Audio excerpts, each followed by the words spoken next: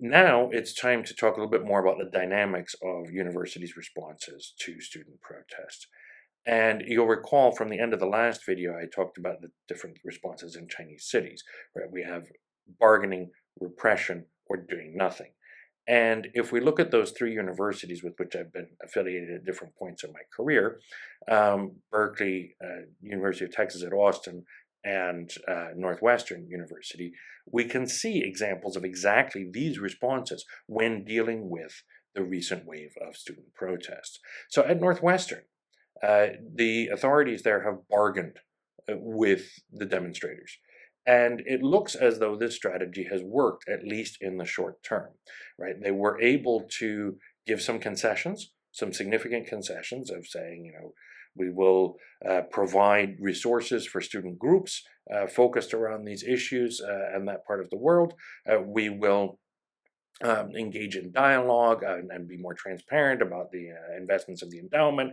Will allow students to sit on management committees and so on and so on. They haven't actually committed explicitly to divestment of the sort the students have called for.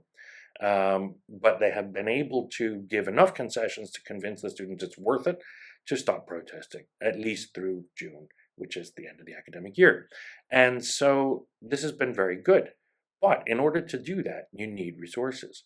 Right, it's cost Northwestern significant financial resources already, and that they've committed for this to give these concessions. And there's some not insignificant institutional and political resources needed to give those concessions of allowing students to see certain things of the endowment and to sit on certain kind of committees and so on. There's also a risk. There's two risks. One is that other groups, maybe not even related to this issue, will see that these students got these concessions. And if they want to get similar concessions, they may decide it's worth it to protest when they would not have before. And so it may touch off more protests over this and other issues later. A second risk is that giving these sorts of high-profile concessions to these protesters might actually inflame or enrage counter-movements, right? There have been significant counter-movements against some of the student protests that have happened on campuses, including at Northwestern. And it's possible that giving these strong concessions to this group might really anger those on the other side and those who are engaged in counter movements. And it could inflame the situation further that way. The third issue, or the third risk, is that if you bargain in this way, and you offer these concessions, that the students may come to the table later, say in the fall, looking at what these concessions really are, and they'll see that they're less or less impressive or less important than what they looked like when they agreed to stop protesting. And that might actually reignite the original protest. And then if the university is going to continue with bargaining, they would have to go back and bargain away more resources, right? So you need lots of resources, and you have to be willing to undertake these other risks. Significantly also, the Northwestern leadership does not face significant fear, I think, of reprisal or pressure from, for example, the governor of Illinois or Board of Regents. It's a private university. They're not dealing with state politicians or state political appointees pushing them to repress. Mostly also people like members of Congress have stayed relatively silent about the Northwestern protests and Northwestern strategy. So they've been empowered and autonomous enough to engage in this bargaining strategy. If we look at the University of Texas at Austin, there we see a signaling response. As soon as the protest started almost, the university administration opted for very stringent repression, calling in state police and using fairly strenuous tactics in order to repress the protests. And they've done this twice, and they'll probably continue to do that, I would predict, if more protests continue there. Fairly obviously, I think they're trying to deter any future rounds of protests and avoid the cost of having to bargain. They do this, I think, for a few reasons. The resources of the university there are not as munificent in some ways, and not only financial resources, but also kind of political and social and institutional resources to engage in the bargaining that the Northwestern counterparts have done. Another factor is that there is very significant pressure on the university administration in Austin, from the governor of Texas, the Texas regents, and other political actors in the state. Um, and remember, the University of Texas at Austin is a public state university, not a private one. And so there is real fear of reprisal, I think, or consequence, should they fail to repress. And I think there would be very limited space for university leaders in Austin to bargain with student protesters in the way that they have at Northwestern, their counterparts have at Northwestern.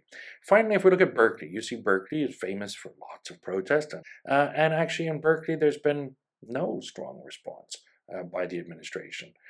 Why? Well, I think they probably feel like they couldn't really do anything, that whatever they do is going to probably backfire. And so they're not really empowered or emboldened to bargain. They don't feel like they want to risk the costs of repression. They're hoping, at least, that as long as things don't get worse, the school year will end, the students will go home, the protests will stop, and then everything can start anew later. Now, the risks to this strategy are multiple as well, right? So it's risky to just stand by and do nothing. This means that the protest could continue to escalate in the absence of a response. It may also push counter movements to escalate further, and you could have conflict between the movement and the counter movements. It's also the case that you could come under political pressure from someone to repress, not repress, bargain, whatever it might be. Right now, it looks as though the governor of California and the California regents are much, much less likely to put pressure on the public University of California, Berkeley, to repress students. I haven't seen any evidence that that would be there. Unlike in Texas, the situation politically is very different in California. So we haven't seen that happen. It's also been so far the case that members of Congress and other high-profile national politicians in Washington haven't really commented much on what's going on in California. They haven't shown up on campus there. They haven't called for campus leaders to resign. They haven't called them to Congress. So far, there hasn't been a political issue made of this at the national level either. We'll see. Waiting out student protests is sort of the oldest trick in the book, and we'll see what happens with that. And it may or may not be effective. The third aspect of student protest that I want to look at a little bit as well, if you remember from the last video at the beginning, is this idea of diffusion and protest cycles. And if we look at diffusion and protest cycles as a sort of general trend, we saw these sorts of dynamics in, for example, waves of protest that swept across certain parts of the world at certain times, right? If you think about Central and Eastern Europe in 1989, right? Why all of a sudden did we see protests in country after country after country? We're seeing this now at American universities very dynamically, and it's been astounding, actually, the speed and the degree to which protest tactics, slogans, frames, claims, targeting, all of this has diffused very quickly, much more quickly than we've seen in previous iterations of student protest. And I think some of this is that we have to take account of the fact that the protesters today are using social media and other kinds of online tools, but more so than that they have networks of friends and classmates, old friends from their hometowns, etc., spread around the country that are mostly online to a much greater extent than earlier generations of students, right? So they are actually diffusing quickly across these networks all kinds of ideas and insights about tactics and strategy and targeting and claims in ways that earlier student protesters didn't really do as much. And so that's important to keep in mind. So we've seen faster diffusion, but it's also important to remember that not all schools are at the same point on their protest cycles, right? If we think of the cycle of going in several rounds of mobilization, response, and then sort of another response from the protesters, either demobilization or something else, different schools are at different points along this continuum. And so someplace like Columbia has been through many rounds at this point, and many other universities have been through only one round, right, or have just sort of starting with their first round. And so, yes, there's been a lot of diffusion, but the effect of certain claims or tactics or targeting or of responses can be quite different. And so I think the repressive kind of signaling response that's been adopted by Colombia very recently in, round 4 or 5 of the demonstrations there is likely to be more costly and less effective than the repression adopted at the University of Texas in round 1, and then again kind of in round 2. So the more rounds one goes through, the more sort of responses and actions are taking place in the context of what's already come before on that specific campus. And that's going to structure their effect differently from what we see at other institutions that may be at a different point on that protest cycle.